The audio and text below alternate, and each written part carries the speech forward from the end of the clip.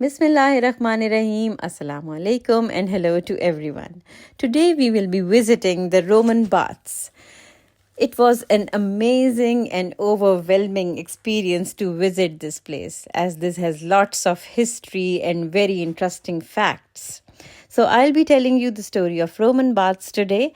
Let's go inside. This was the entrance. In 2011, the Roman baths underwent a massive 5.5 million pounds redevelopment to make them more accessible for the next 100 years. We got these devices. These were really cool. We could dial the number of the site we were seeing and then we could listen to the audio related to it. So let's start the story of the Roman baths. Long, long ago, the Romans came to Britain. They discovered the hot springs. These were natural. They built a city around it. Using the hot mineral water that rose through the limestone, the Romans created a series of chambers, including the baths. The main purpose of the baths was to allow the Romans to purify themselves. Most Romans living in the city went to the bath house every day to cleanse themselves. They used to put olive oil on their skin and then rubbed it with a metal scraper called a strigil. The baths were also a place for socializing. Friends met at the baths to talk and have meals. Sometimes men held business meetings or discussed politics. This place has very interesting miracle of Allah subhanahu wa ta'ala that the water that comes out of the ground here is naturally hot. They do not do any artificial heating for this water. It's naturally hot. So let's find out how this water is warm.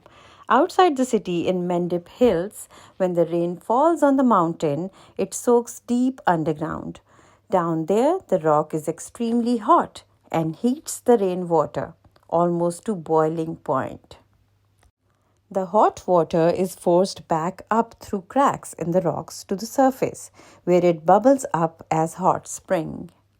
Now we know that how the water becomes hot. In ancient times, there was a king who noticed his pigs were cured of skin disease by springs. People began to believe that spring had healing powers, and the bath grew as a settlement.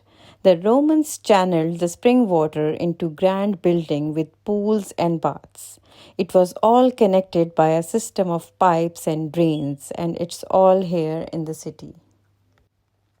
After the Romans withdrew from Britain in the early 5th century, the bath complex was neglected and fell into disrepair.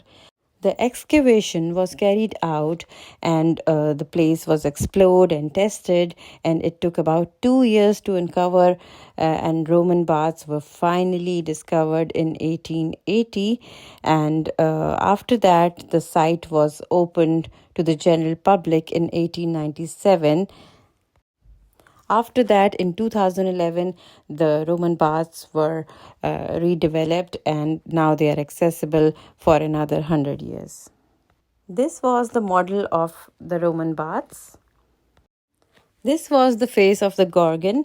Gorgon is thought to be as the monster that resides in the underworld. There were numerous slideshows that were being played in this area, and we could see how the people used to work in ancient times. And this was one of the graves that we saw. Cremation was most popular in these times, but there were some land burials as well. And they found this skeleton, and they then recreated this head of this person whose skeleton we can see here. So in this slideshow, we can see how the Roman women used to dress up and how they groomed themselves, how conscious they were of their beauty. And you can see in this video, this was really good to see this woman, and the hairstyle, this was really famous at that time. She even has a personal makeup artist who is suggesting things for her and helping her get ready. There are many artifacts in the museum, and we can see here the stones, rings, bracelets, vases, bronze materials, and approximately 12,000 coins. All these objects were given by the Romans as gifts in honor of the goddess Sulis, Minerva. In 1727, the bronzed head of sacred goddess Sulis Minerva was also discovered. These are the original coins that were being discovered during the excavation process. It was so overwhelming to see these, that these were, used by those people who used to live here thousands of years ago, and it was really amazing. There were many slides that were being showed in the museum, and they gave us a glimpse of what it used to be like in the old times. We can see here the drainage system and the pipes that were being built in the Roman times. Now let's have a look at this one. It was really so amazing to see this, because we can see here the natural hot water is coming down through this tunnel, and we can see the steam building up because of this hot water that is coming out of this tunnel. Now let's move towards the Great Bath, which is a really beautiful place. It was so mesmerizing to visit this one. It felt like that I have stepped into the Roman era. These actors were amazing. I couldn't believe my eyes that they were real. It seems that they have come out of a book, and they looked so pretty. And we can see that how the Romans used to dress up, and how the people in old times used to talk, and what were their style and way of talking. They were acting it out really well. They are very friendly, and you can talk to them, and they will guide you about everything.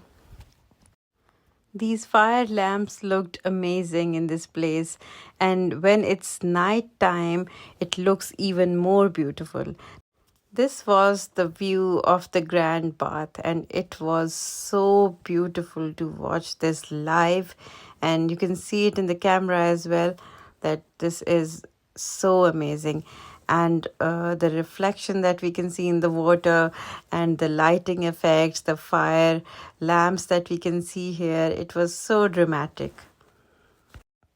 This is an amazing place for photography and for video filming, and I think it must have been used in some movie as well. Romans believed that there was a goddess named as Sulis Minerva, and they regarded her as the goddess of justice. And people who had their possessions stolen would go to the Roman baths to seek her help in recovering their lost property. They believed that the goddess would punish the thief and return their lost property. They used to write notes to the goddess, and they thought that she would read those notes, and then she can recover their stolen objects. The baths have been closed off to the public since 1978, because a girl who was swimming in the water, she died later on because of some meningitis related illness, and there was an amoeba in the water that was found, and it was dangerous for us. So, just a little reminder for all of us that once people used to come to this place for leisure and relaxation, and now they are being replaced by us. And someday we will be replaced by some other people.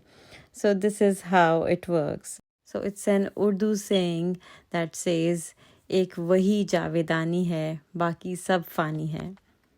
It means that Allah, the God, is the only one who is immortal, and everyone else is fani, that is mortal. We should visit historical places, and this should also work as a reminder for us that this world is temporary. Now let's move on, and this was the place where they used to do exercise, and it was their gym, and they have made this visual effect for us to see that how the Romans used to play here, how they used to exercise, what were their sporting activities. This is the King's Bath, and we can see steam building up here. And the best part is that it's all natural. After this, we went for drinking the water of the spring, which is, of course, clean drinking water. The taste of the water was salty and it was warm as well. So I remembered the water that we use for gargling for sore throat. This was the shop of the Roman baths, and it had really interesting things. And I suggest that you should come to this place so that you can enjoy the evening time as well, because there is beautiful lighting in the evening.